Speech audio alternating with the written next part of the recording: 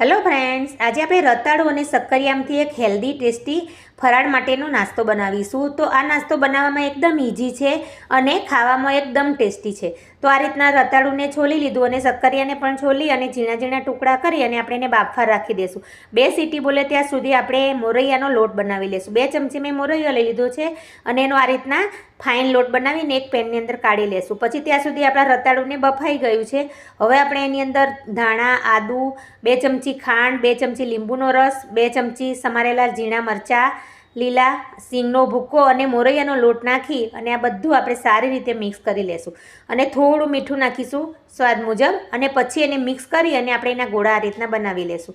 તો તૈયાર છે. આને તમે તેલમાં ફ્રાય પણ કરી શકો છો, પણ આપણે હેલ્ધી બનાવવા માટે એને અપમ પેનની અંદર આપણે એને સેલો ફ્રાય કરીશું. તો આ રીતના તેલની અંદર આપણે બધા ગોઠવી દઈશું ગોળાને અને પછી એને બંને સાઈડથી ગોલ્ડન થાય ત્યાં સુધી આપણે શેકાવા દઈશું. આ ખૂબ જ ટેસ્ટી લાગે છે ફ્રેન્ડ્સ. તમે આ રીતે એકવાર ટ્રાય કરજો, ખૂબ જ ખાવાની મજા આવે છે. મેં આંબલીની ચટણી સાથે સર્વ